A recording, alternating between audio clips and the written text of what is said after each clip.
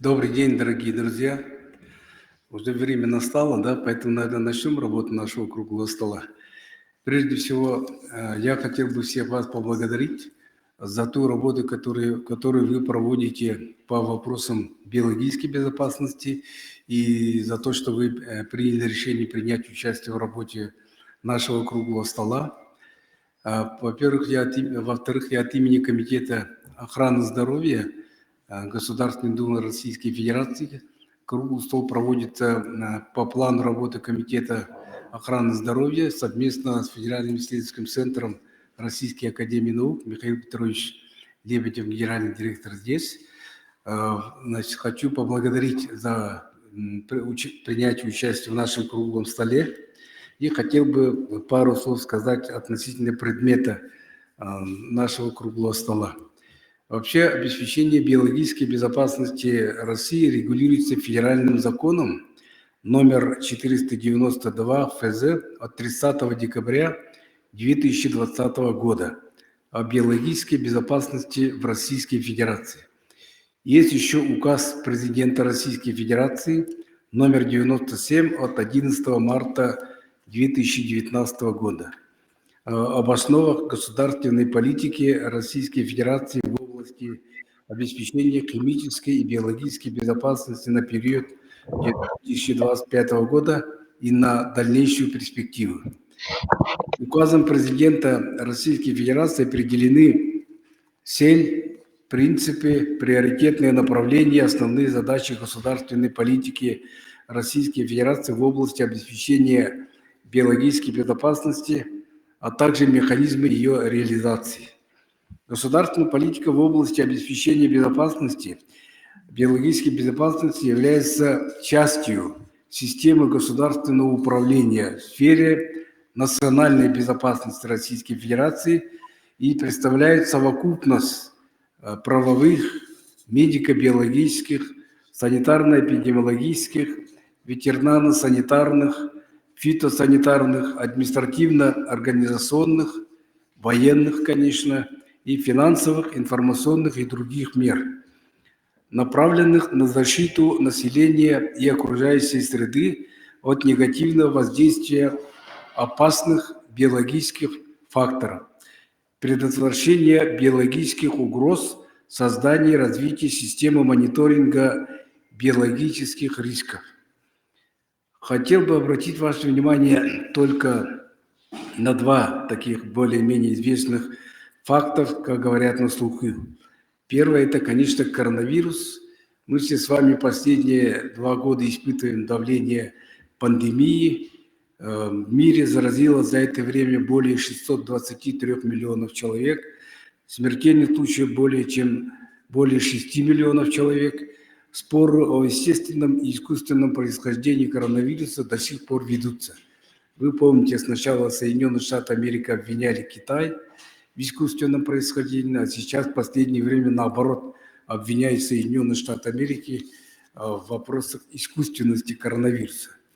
И второй момент, который я хотел бы обратить ваше внимание, это ряд публикаций в связи с событиями на Украине. И пишут и говорят о том, что очень много биологических лабораторий на Украине создано со стороны Соединенных Штатов Америки. Они были сверхсекретные.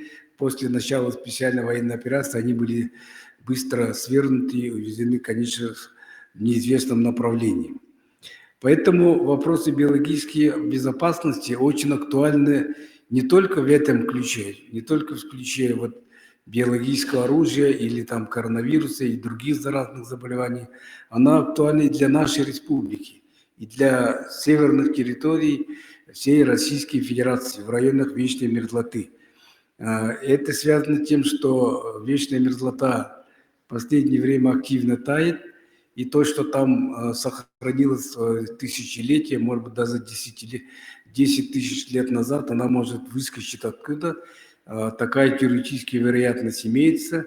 И это связано, другая опасность связана, значит, с перелетами птиц, поскольку Якутия, например, является, значит, вы знаете, что со всего мира к нам прилетают птицы, и эти птицы могут переносить всякие разные нехорошие вещи тоже. В связи с масштабным освоением от северных территорий эти вопросы становятся очень актуальными, потому что могут быть произведены, начиная с буровых и других работ, строительных работ. И если это не будет достаточно изучено и обеспечена безопасность, то могут быть нехорошие, мягко говоря, действия. Вот о этих вещах мы сегодня поговорим. Конечно, каково состояние проблемы, что надо сделать и в научном плане, и в плане мониторинга биологической безопасности северных территорий нашей страны, и что надо сделать, самое главное, на уровне правительства, на уровне Государственной Думы Российской Федерации, и, конечно, правительства и главы республики, нашей республики и всех субъектов Российской Федерации.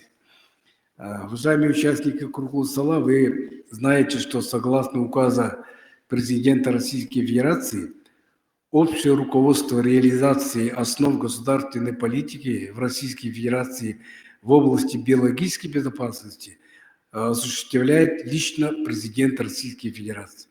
А формирование государственной политики в области обеспечения биологической безопасности и контроль за ее реализацией осуществляет Совет Безопасности Российской Федерации.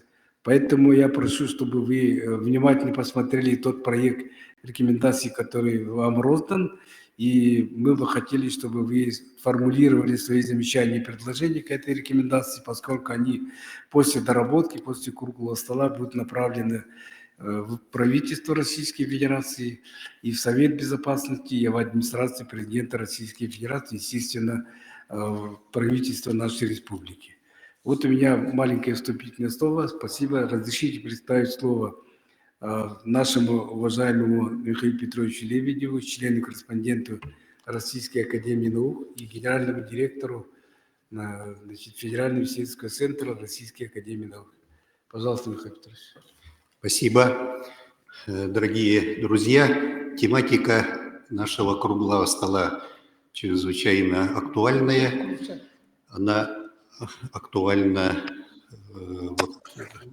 своей комплексностью. По инициативе одного из ведущих членов Российской Академии Наук, член-корреспондента Никиты Гавриловича Соломонова, и по инициативе нашего депутата в Государственной Думе от нашей республики Федота Семеновича проходит наше обсуждение за круглым столом. Актуальность со стороны науки я бы хотел сразу отметить, что это очень важная задача, и оно подтверждается тем, что несколько дней назад была присуждена Нобелевская премия по физиологии, медицине шведскому профессору Сванте Пебо. И его исследования как раз тоже касаются нашей тематики. Те бактерии, присущие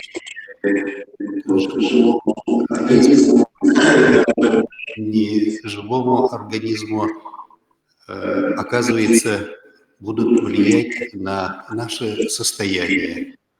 Та серьезная пандемийная ситуация, которая опутала нашу планету, оно об этом тоже свидетельствует. На сегодняшний день, казалось бы, мы прошли серьезную точку опасности, но эта опасность от нас не ушла. Это, опять же говорю, комплексная задача, которую мы должны решить сейчас.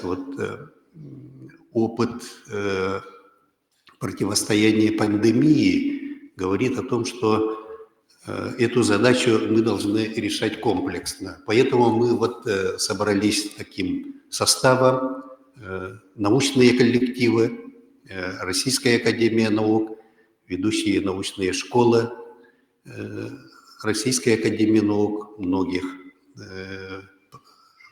институтов, многих вузов, многих, вот мы говорим, наших производственных партнеров, наши контролирующие органы и особенно государственные органы должны быть вместе.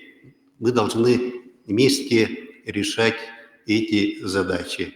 Я сегодня тоже уверен, что вот и со стороны фундаментальной науки, и прикладной науки будут предложения от наших медико-биологических структур, от государственных структур, и особенно законодательная часть, она должна узаконить те положения, те предложения, которые мы будем обсуждать. Я всем желаю доброй, плодотворной работы. Спасибо.